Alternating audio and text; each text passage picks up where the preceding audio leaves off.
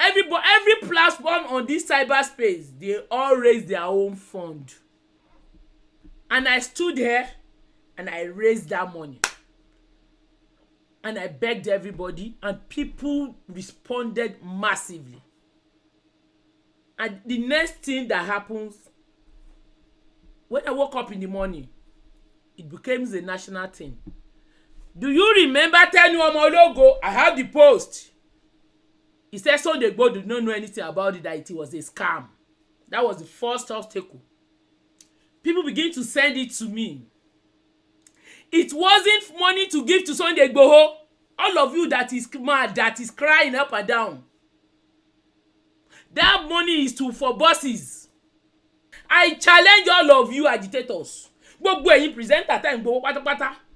Mélòó nínú yín ló gbowó tó wà transparent? I'm asked this time around, I am saying it now. Mélòó nínú yín ló gba owó tí ò ṣe àkáǹtì ara ẹ̀ ló gbà sí? Tell me, I want to see any of you tó gba owó yìí, tẹ́ raise owó yìí. All this agitation tẹ́ ń parí lórí Facebook yìí. Mélòó nínú yín ló gbowó tẹ́ lákáǹtì tí ń ṣe àkáǹtì ara yín lẹ̀ ń gbà sí? Punch went to Chief Sunday Igboho. They interviewed him. This man said he does not need diaspora's money. Koiki quickly came up to say money is the only GoFundMe. They recognized it was afterthought. It was a propaganda message, and I'm telling you guys now. Because as of that time, they did that Koiki came out to do that show. That was the day they made Koiki spokesperson. The money in that account was around £20,000. Who will refuse £20,000? Koiki called me. Sister money ẹja withdraw owó yìí. Kí federal government má lọ gbẹ́sẹ̀ lé. Mo ní why? Ó ní boss la fẹ́ fi rà. Nǹkan tá à ń ṣe. Ṣe illegal thing. This is boss. Why do we have to take the money? The next thing they did, kò ju 2 days later, Koiki, Chief Sunday Igboho, and myself, they did a 3-way call. Chief Sunday sọ pé any last break kiri yẹn now, we need money. That this is, and I said, okay sir. That don't worry sir, this is what we are going to do. All I did was I said, okay, since you said we need the money, money bo baba ẹ mọ̀ tá máa ṣe, let's do it this way.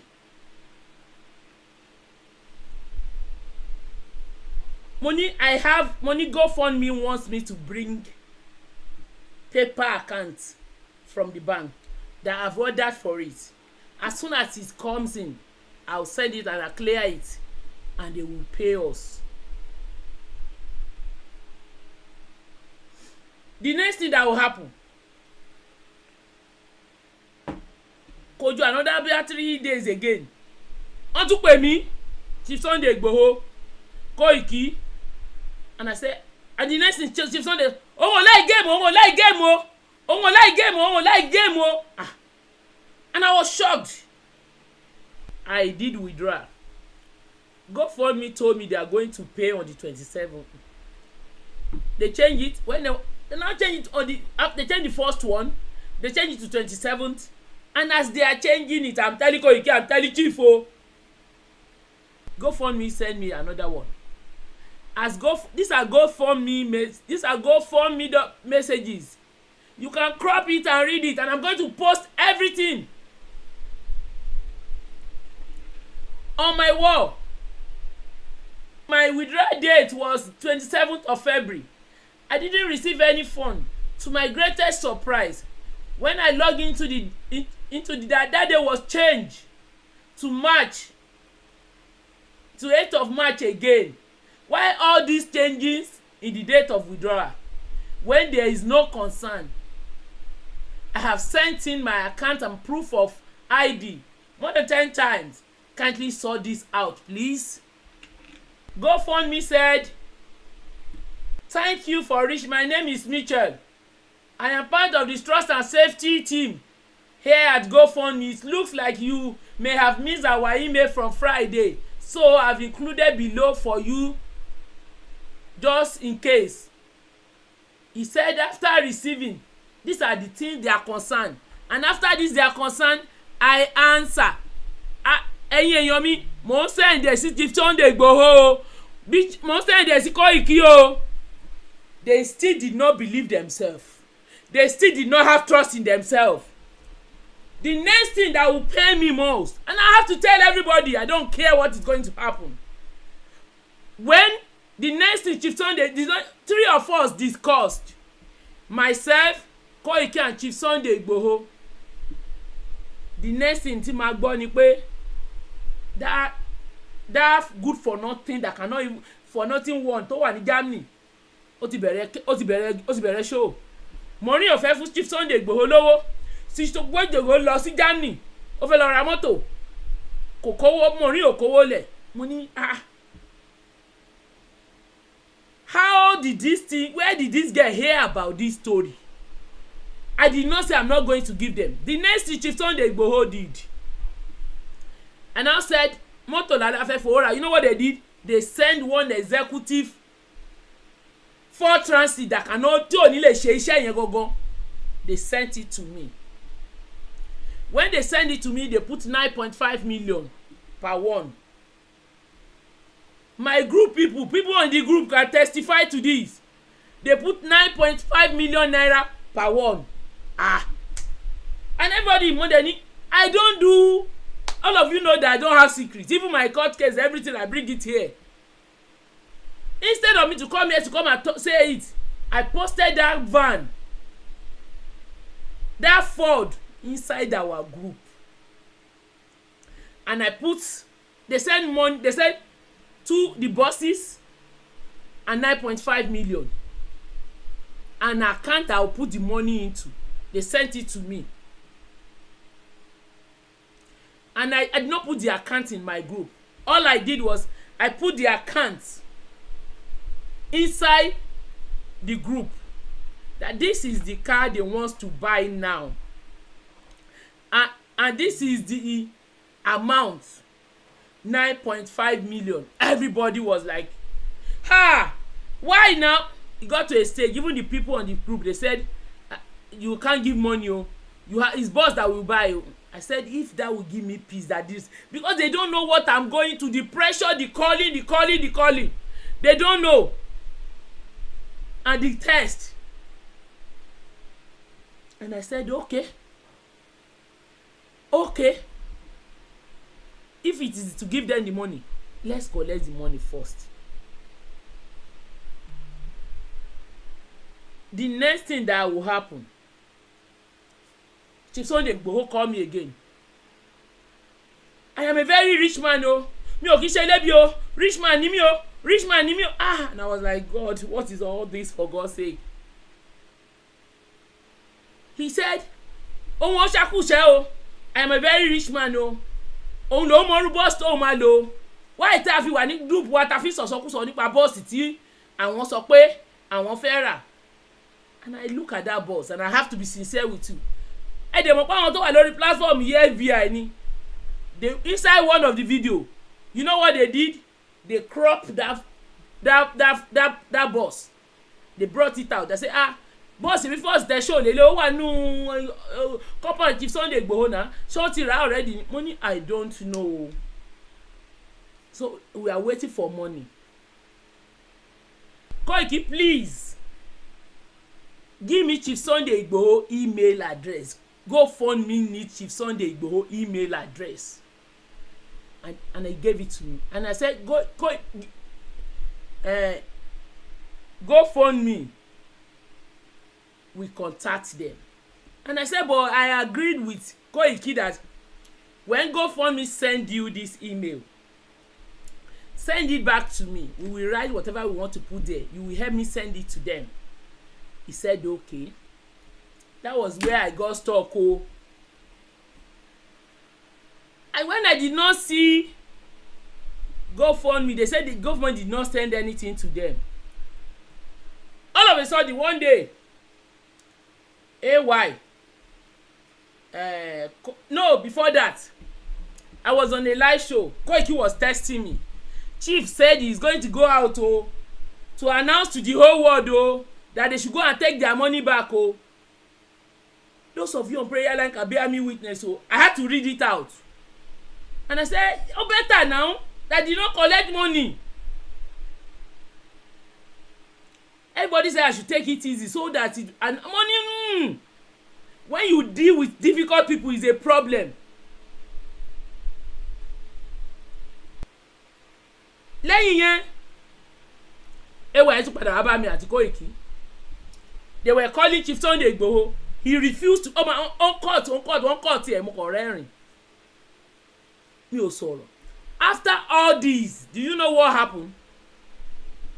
On this platform, on this very platform, nígbà tí DSS tó ní wọ́n fẹ́ gbé wọn, everybody came out. I was out as well. And on this platform, everybody was àwọn èèyàn máa wà pẹ̀lú àwọn èèyàn máa jẹun. Even when tí wọn tí GoFundMe ò tí ìkówó lẹ̀, I begged again, and we raised another 2.5 million, and I sent it to these people. Chief Sunday Igboho did not say mo send it sí wọn personally. He cannot say thank you, my sister. Even bí o tiẹ̀, he did not acknowledge. Mo tún sọ pé Chief, this is what I have everything. I sent it to her and I sent it to Koiki, and I was forcing Koiki, can you confirm? Confirm. Eventually, Koiki confirmed. Chief Sunday Igboho did not confirm anything. He did not say anything. And I didn't say anything. We were waiting for GoFundMe. When I realized GoFundMe, wọ́n ní àwọn ọmọ àti ìgbà email kankan lọ́tọ̀ GoFundMe, I went back to GoFundMe. I sent another email. And their boss now said they are reviewing it, they will get back to me. On Sunday, AY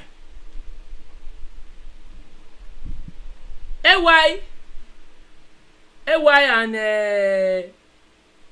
Koiki called me again. The beneficiary, maybe I should not be the only beneficiary. I should add this, I should add that. That is why people don't trust. Money nonsense.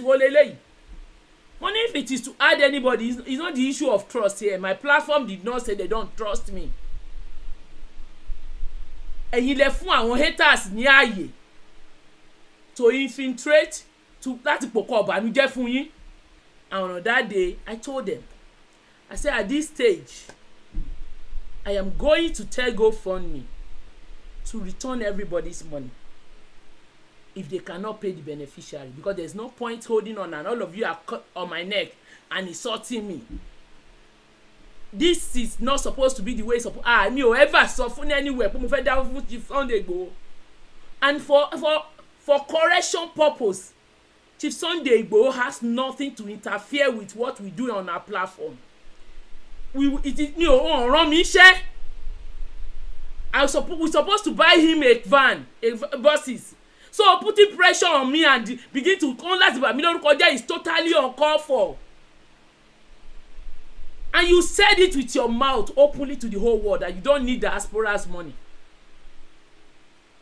How come? And what? Gbogbo owó tí wọ́n káàkiri tó ń donate káàkiri ṣé mi nìkan mo donate owó ni? Why tẹ́ fẹ́ fi pa mí? Kí ni mo ṣe fún yín? Wọ́n ní àwọn gbowó kọ̀ọ̀kan lọ́wọ́ Maureen o. Mo ní ẹ gbowó kọ̀ọ̀kan lọ́wọ́ mi. Ẹ gba 2.5 million lọ́wọ́ mi, ó lè má jowó bọ̀ owó ni lọ́dọ̀ tèmi. And that was why we called them. That was why somebody called on a live show. They insist we have to call them to confirm. And I get lóòótọ́ mi dẹ̀ fún yín 2.5 million last ọ̀sẹ̀ méjì. Kí ló dé tẹ́ ẹ̀ confirm ẹ̀ kò kí ń ṣòwò? Ẹni tá a fún ní 2.5 million tí ò dúpẹ́. Tó bá gba 30 million ṣó máa sọ̀rọ̀ ni. Because like mi ni. Ẹ fẹ́ mi rárá nínú ẹ̀ ni. When you got 6.5 million, you announced to the whole world. But when you gba tẹ́bi fún yín 2 million and you see Koiki why had the audacity to come to this platform to be láti wá run ẹnu ẹ̀bí tap water ìwọ tó ti accuse of pé misappropriation of fund àbọ̀mọ̀ pé mi ò ọmọ yẹn tó èyàn kan tó lọ fún ẹ ní máa dárúkọ fún ẹ. I challenge you Ọláyẹmí Koiki, bring out your account. This agitation is for personal interest. It's not for the interest of Yoruba. Because they've massively lọ́lọ́ ojówó. I am saying it now. How lè ṣe máa fi account ẹ máa gba owó? That is a fraud. Bring out your account. You use your personal account in Nigeria and personal account here. What kind of accountability is that? Ọmọ yòówó tó ná kó tó ní wọn rí. Ọmọ yòówó tó dá fún ẹ tó jẹ́ pé bọ́ọ̀sì rádaràda yẹn ni wọ́n lọ rà. Ìwọ wá síbí o wá sọ pé how much is 2.5 million. O wá ń ṣe rádaràda post. Koiki Media, I challenge you. Rántí pé tẹ́ni ológo ló ń fún ẹ 1.8 million ó ní 650 ní. Gbogbo ẹ wà lọ́wọ́ mi o. Mo ṣí Chief Sunday Igboho supporters group account. Ó ní account here in the United Kingdom. Is registered as a charity in the United Kingdom. If genuinely this agitation is about àwọn èèyàn wa ní treat me bẹ́ẹ̀ ṣe treat me. I don't know why Chief Igboho, maybe he has his reason. Because wọ́n ti pè mí rí wọ́n ní kí n má ṣe kéèsì Olúborí kí n stop. Mo ní mi ò lè stop. Mo ní ṣé Olúborí ò sọ fún yín pé òun lọ kóòtù ni. Chief, I recorded you. I have that voice note. Kò sí nǹkan tí mo lanu tí mo sọ mi ìwà tí mi ò mọ̀. You called me, you said nígbà tí mo ṣe kéèsì Olúborí kí n jọ kí n fi Olúborí lẹ̀ àfàrò. Mo ní no sir. Mo ní mo ò lè fi Olúborí lẹ̀. Maybe that is why you hate me, you don't want to see me rí mi látàn.